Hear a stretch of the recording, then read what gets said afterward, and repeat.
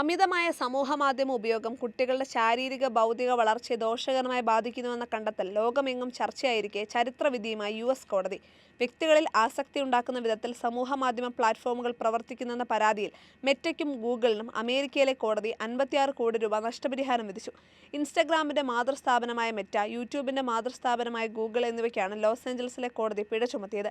Meta $4.2 ദശലക്ഷം, Google $1.8 ദശലക്ഷം നഷ്ടപരിഹാരം നൽകണമെന്നാണ് കോടതിയുടെ ഉത്തരവ്. മെറ്റയും യൂട്യൂബും കാരണം മാനസികാരോഗ്യം തകർന്നെന്ന യുവതിയുടെ ഹർജിയിലാണ് വിധി.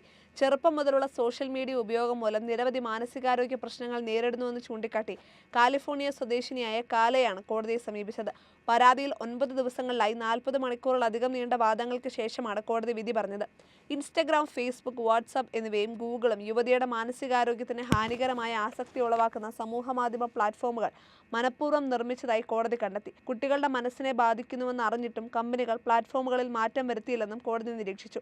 സോഷ്യൽ മീഡിയ മേഖലയിലെ ഭീമൻ കമ്പനികളായ മെറ്റയ്ക്കും ഗൂഗിളിനും ഇപ്പോൾ ചുമത്തിയിരിക്കുന്ന പിഴത്തുക വളരെ ചെറുതാണെങ്കിലും സമാനമായ നിയമ നടപടികൾക്ക് തുടർച്ചയുണ്ടാകും. ഇൻസ്റ്റഗ്രാം, ഫേസ്ബുക്ക് പ്ലാറ്റ്ഫോമുകളിലൂടെ കുട്ടികളുടെ മാനസികാരോഗ്യത്തെ ദോഷകരമായി ബാധിക്കുകയും ലൈംഗിക ചൂഷണ സാധ്യതകൾ മറച്ചുവെക്കുകയും ചെയ്തുവെന്ന പരാതിയിൽ മെറ്റ കുറ്റക്കാരാണെന്ന് ന്യൂ മെക്സിക്കോയിലെ ജൂറിയും കഴിഞ്ഞ ദിവസം കണ്ടെത്തിയിരുന്നു.